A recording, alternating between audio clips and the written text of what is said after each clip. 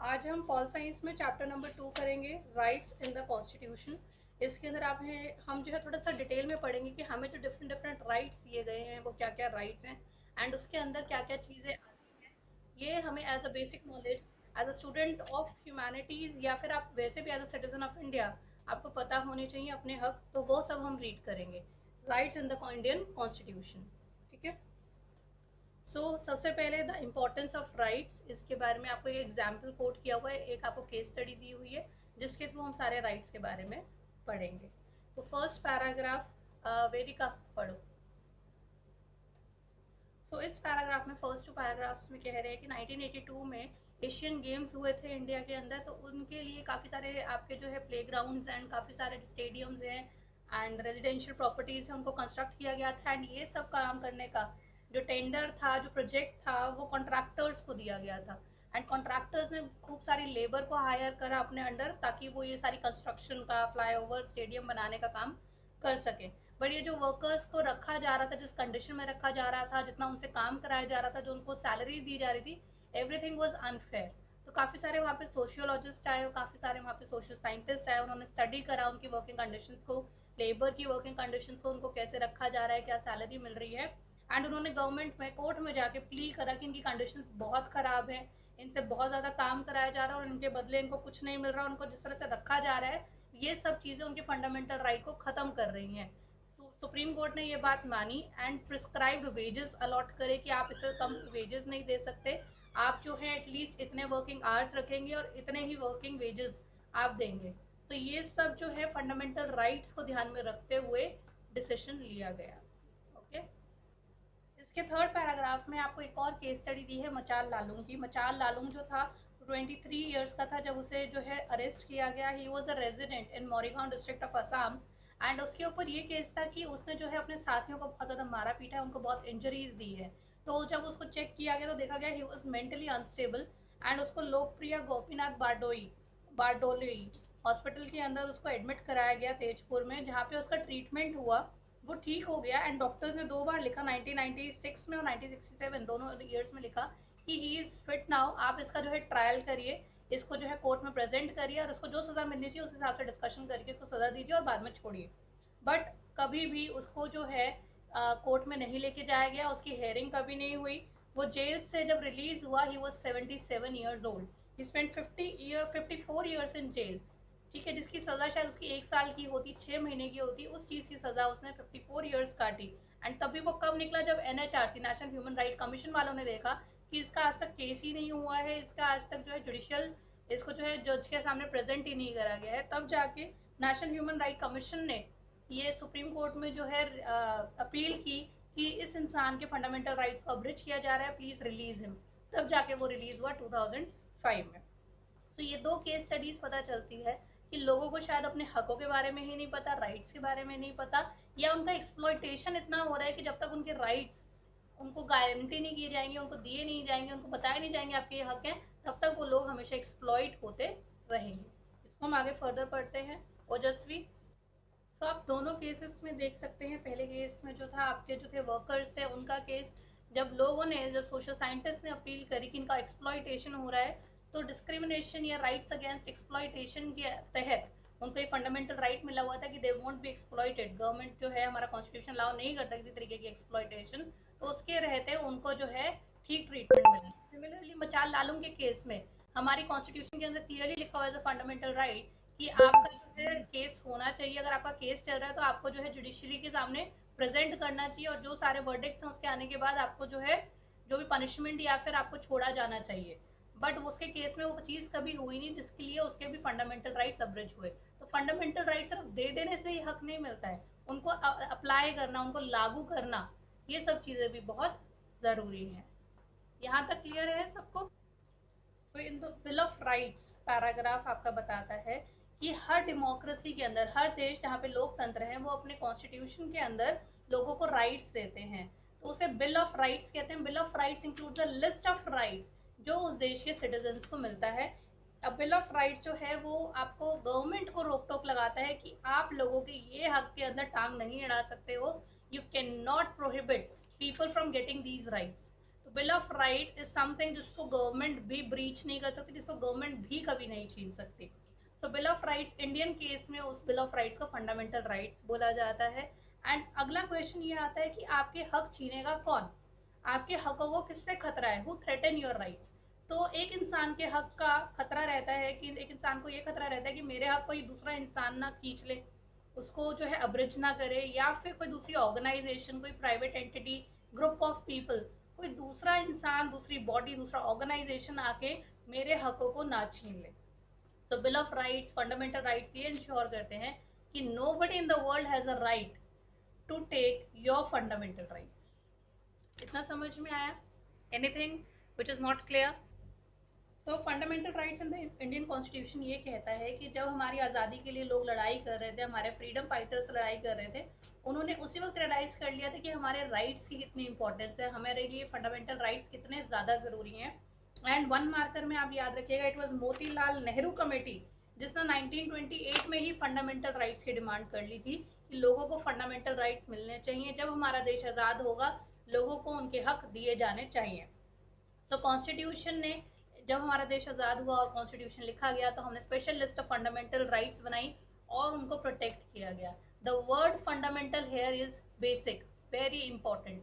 Fundamental का यहाँ पे मतलब है वेरी इंपॉर्टेंट, जिसको आप जो है कभी भी कैंसल आउट नहीं कर सकते, तुम छोड़ नहीं सकते। एंड इनके लिए स्पेशल प्रोविजन बनाया गया है, स्पेशली वो राइट्स लिखे गए हैं, that is why they are so important to us.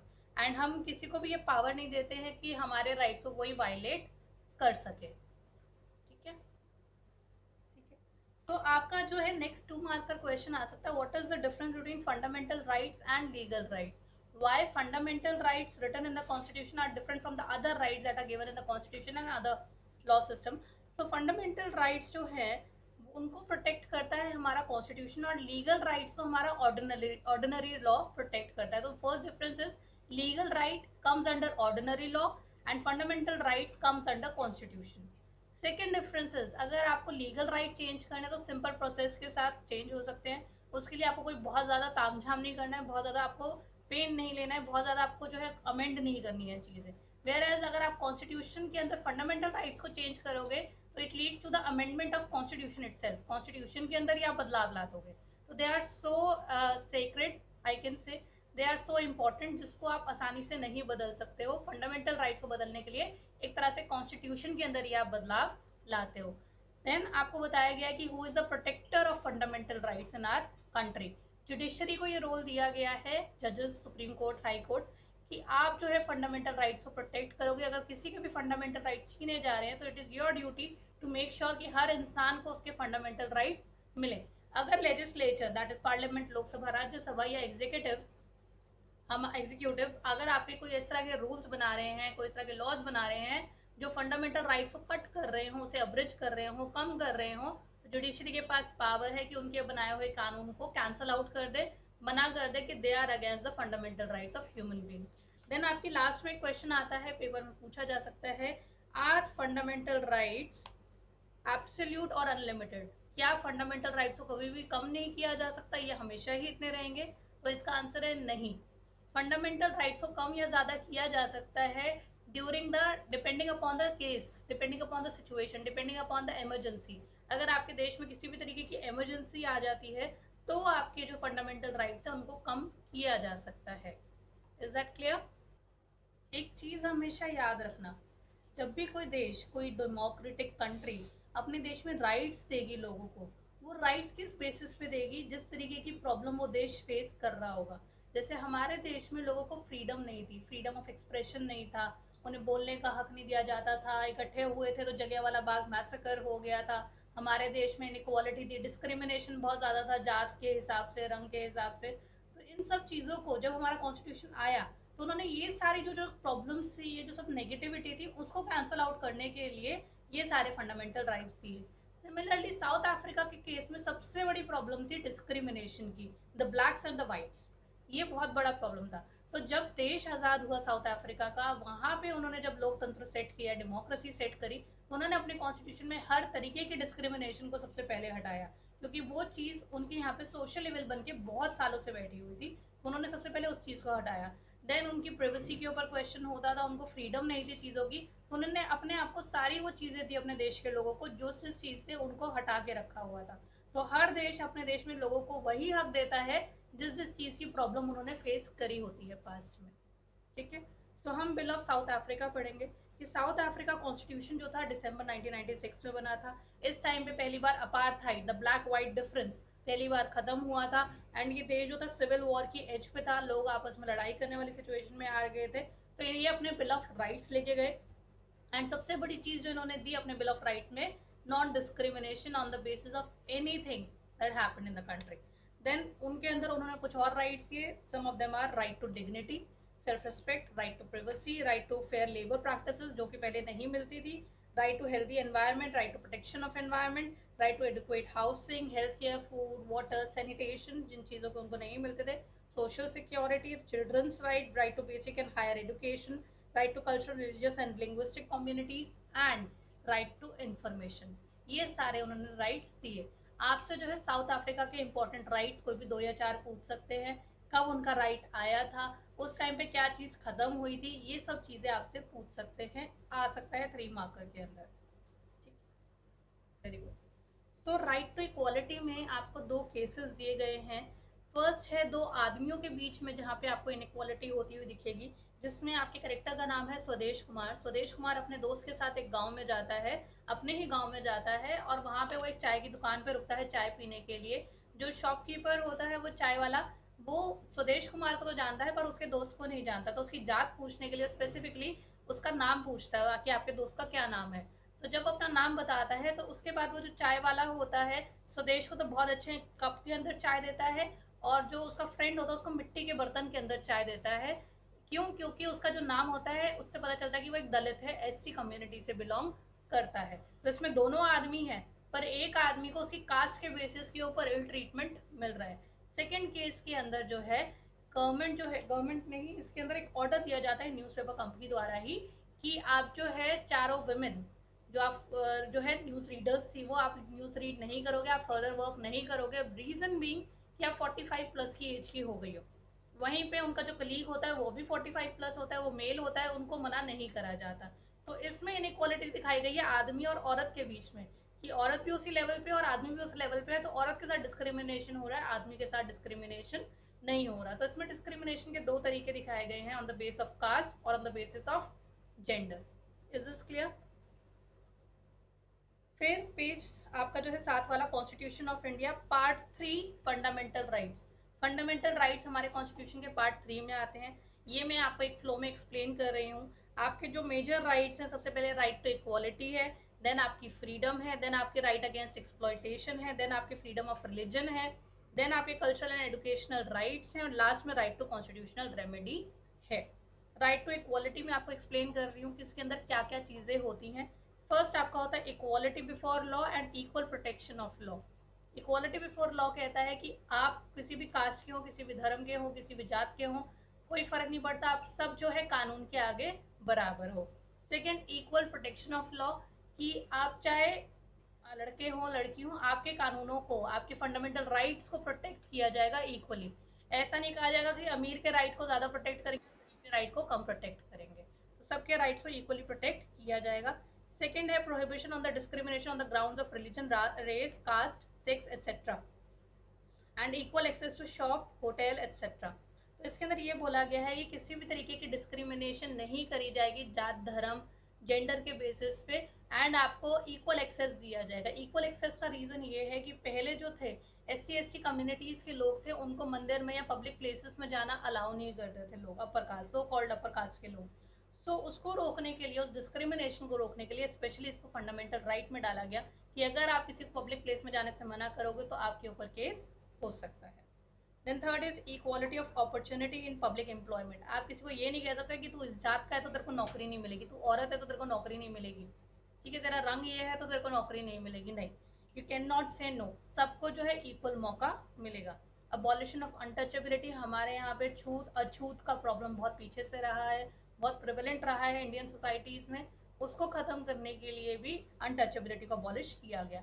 Abolition of titles, अंग्रेज जो थे ब्रिटिश ईस्ट इंडिया कंपनी के अंडर, या कई लोग अपने आप को सुप्रीम दिखाने के लिए अपने साथ बहुत सारे टाइटल्स लगाते थे, श्री श्री श्री, महाराजापति, समथिंग समथिंग समथिंग, वो सब अपने साथ ही लगाते थे टाइटल्स। उन सबको हटा दिया गया एंड केवल अब आप जो है डॉक्टर के, अगर आप डॉक्टर हो, एकेडमिक फील्ड में आपने कुछ करा है, या फिर आप जो है आर्मी फील्ड से बिलोंग करते हो, सिर्फ वो टाइटल्स अपने साथ रख सकते हो। उसके अलावा अपने साथ आप कोई और टाइटल नहीं लगा सकते हो, बड़े बड़े नाम नहीं लगा सकते हो। देन होता है right to freedom. Freedom means आज़ादी। किस किस चीज़ की आज़ादी है? आपको स्पीच एंड एक्सप्रेशन की, अपनी बात कहने की, अपने आप बात को एक्सप्रेस करने की आज़ादी है। आपको जो है पीसफुली गैदर होने की आज़ादी है। आपको कोई मना नहीं करेगा, आप वेपन्स लेके गैदर नहीं हो सकते, इकट्ठे नहीं हो सकते, पर पीसफुली हो सकते हो। देन आप अपने एसोसिएशन ग्रुप्स बना सकते हो, हिंदुस्तान के किसी भी कोने में जा सकते हो। देन आप हिंदुस्तान के किसी भी कोने में सेटल हो सकते हो। देन आप कोई भी प्रोफेशन, लीगल प्रोफेशन, कोई बिजनेस आप ट्रेड करना चाहो तो कर सकते हो, आपको कोई मना नहीं करेगा that you belong to this caste और समथिंग, तो हम तेरे को ये नहीं करने देंगे, नहीं। देन आपका जो है, अगर आपके केस, आपके ऊपर कोई केस हो गया है, आपको अक्यूज माना गया है किसी केस में, तो उसके अंदर भी आपके कुछ हकों को प्रोटेक्ट किया जाएगा कि आपके ये हक कोई नहीं छीनेगा। देन आपकी लाइफ रिलेटेड आपको हक पूरे मिलेंगे, आपके पर्सनल आज़ादी के हक आपको पूरे मिलेंगे। आपको जो है एजुकेशन का कोई नहीं रोक सकता कि आपको ये पढ़ाई नहीं करने दी जाएगी, ऐसा कोई कुछ नहीं कहेगा। देन अगर आपका जो है अरेस्ट किया जा रहा है, आपको जेल में डाला जा रहा है, तो उसमें भी आपके सर्टेन राइट्स होते हैं जो हम डिटेल में आगे पढ़ेंगे। Then third is your right against exploitation. इसके अंदर जो गलत तरीके से इंसानों को खरीदा बेचा जाता है, किडनैप किया जाता है, फोर्स लेबर में डाला जाता है, छोटे बच्चों को काम पे लगा दिया जाता है, 14 साल से भी छोटे, वो सब चीजें अलाउ नहीं होंगी। Then right to freedom of religion. इसके अंदर लोगों को हक है कि आप जिस धर्म को फॉलो करना चाहें, जिस थॉट को, जिस फिलोसफी को प्रैक्टिस करना चाहें, you can do that. Then आप अपने रिलीजियस अफेयर्स, अपने इंस्टीट्यूशंस कैसे मैनेज करना चाहते हैं, अपने पूजा पाठ के तरीके क्या अपनाना चाहते हैं, ऑब्वियसली लीगल तरीके, वो अलाउड होगा। देन आप जो है टैक्स पे कर सकते हो, अगर आपने कोई गुरुद्वारा बनाया है, कोई चर्च बनाया है और उसके लिए आप टैक्स पे करना चाहते हो, तो वो टैक्स कलेक्ट करना चाहते हो, तो you can do that. And then आपने जो है अपने इंस्टीट्यूशंस बना सकते हो, अपने धर्म रिलेटेड अपने जो है एजुकेशनल इंस्टीट्यूट्स भी बना सकते हो। Then cultural and education right, जिसमें माइनॉरिटीज़ की बात होती है। माइनॉरिटीज़ को अपने लैंग्वेज, अपने कल्चर को प्रोटेक्ट करने का पूरा राइट है, वो भी अपने एजुकेशनल इंस्टीट्यूशंस बना सकते हैं। लास्ट है राइट टू कॉन्स्टिट्यूशनल रेमेडीज। ऊपर जितने हक लिखे थे, जितने राइट्स लिखे थे, उनमें से अगर आपका कोई भी हक छीना जा रहा है, you can go either to high court और सुप्रीम कोर्ट, और आप जो है कह सकते हो कि मेरे राइट्स को वायलेट किया गया है, गिव मी माई राइट्स। यहाँ तक आप सबको क्लियर है?